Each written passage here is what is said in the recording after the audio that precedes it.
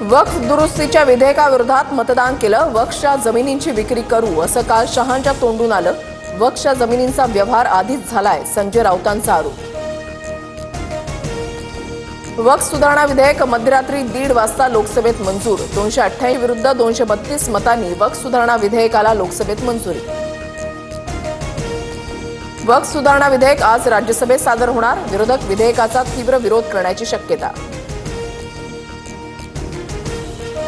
लोकसभेत वक्फ विधेयक मंजूर झाल्यानंतर गृहमंत्री अमित शहा आणि पियुष गोयल यांची बैठक। वक्फ विधेयकासंदर्भातील रणनीतीवर चर्चा झाल्याची सूत्रांची माहिती।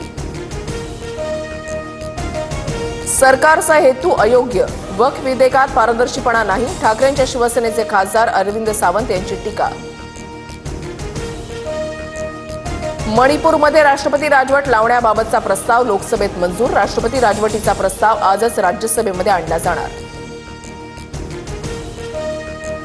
अमेरिका भारतावर 26% आयात शुल्क लावणार। अमेरिकेचे राष्ट्राध्यक्ष डोनाल्ड ट्रम्प यांची घोषणा।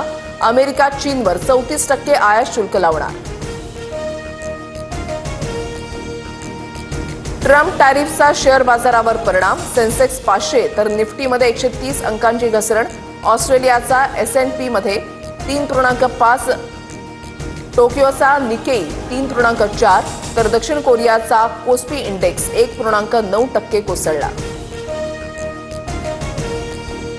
गणवेशाची रंगसंगती निवडण्याचा अधिकारही शाळांनाच। एक राज्य एक गणवेश योजनेमुळे प्रचंड गोंधळ उडाल्यानंतर निर्णय।